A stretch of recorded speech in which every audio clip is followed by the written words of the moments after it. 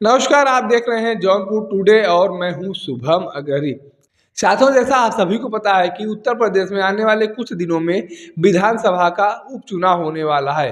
आपको बता दें कि उत्तर प्रदेश में लोकसभा चुनाव के बाद से कुछ विधानसभा की सीटें खाली हुई हैं।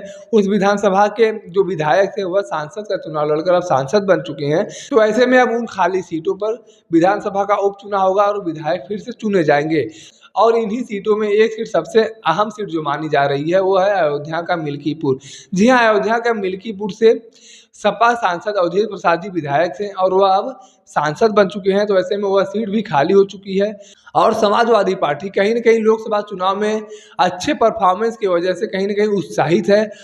और उत्साह से समाजवादी पार्टी इतना भरा हुआ है कि समाजवादी पार्टी के सब सांसद अवधेश प्रसाद जी सीधे तौर पर भारतीय जनता पार्टी को चैलेंज कर रहे हैं, उत्तर प्रदेश सरकार को चैलेंज कर रहे हैं कि विधानसभा के उपचुनाव में समाजवादी पार्टी की जीत पक्की है।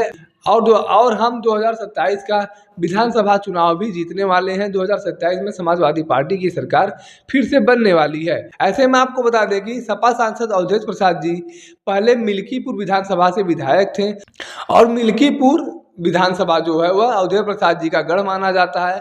यहाँ से वो लगातार कई बार चुनाव जीतते आए हैं और 2012 में ही से चुनाव जीतने के बाद वह उत्तर प्रदेश सपा सरकार में मंत्री भी बने थे। हालांकि 2017 में उन्हें हार का सामना करना पड़ा था, लेकिन 2022 के विधानसभा चुनाव में उन्होंने फिर से वापसी की और जीत हासिल किया और उसके बाद 2022 से लेकर अभी लोकसभा चुनाव तक वह विधायक थे। फिर अब 2024 में लोकसभा चुनाव में वह सांसद का चुनाव लड़े और वह समाजवादी पार्टी के टिकट पर सांसद के रूप में चुने भी गए। तो ऐसे में अब मिल्कीपुर विधानसभा का जो सीट है वह विधायक के तौर पर खाली है और यहाँ पर भी अब उपचुनाव में वोट डाले जाएंगे। और इसी कड़ी में कल वह मीडिया से बात कर रहे थे और बात करते हुए उत्साह से भरे हुए अवधेश प्रसाद जी सीधे तौर पर भारतीय जनता पार्टी को चैलेंज कर रहे थे और कह रहे थे कि विधानसभा के उपचुनाव में समाजवादी पार्टी 10 के 10 सीटों पर जीत हासिल करने जा रही है।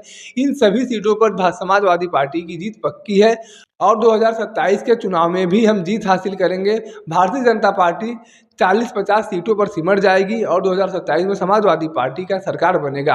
अगर 2027 में समाजवादी पार्टी का सरकार नहीं बनता है और इन विधानसभा के उपचुनाव में समाजवादी पार्टी को जीत नहीं हासिल होती है तो हम राजनीति छोड़ देंगे। तो ऐसे में कहीं ना कहीं यह देखा जा सकता है कि समाजवादी पार्टी लोकसभा चुनाव में मिली जीत से कहीं ना कहीं बहुत ज़्यादा उत्साहित है। अब यह देखना दिलचस्प होगा कि विधानसभा के उपचुनाव में समाजवादी पार्टी कितना अच्छा परफॉर्मेंस कर पाती है और 2027 में उत्तर प्रदेश के विधानसभा चुनाव में कितना अच्छा परफॉर्मेंस कर पाती है। और इसी की बेस पर माना जाएगा कि कौन कितनी पानी में है और जनता किसकी सरकार को पसंद कर रही है। बाकी विधानसभा चुनाव को लेकर आप अपनी क्या राय रखते हैं, कमेंट करके बता सकते हैं। धन्यवाद।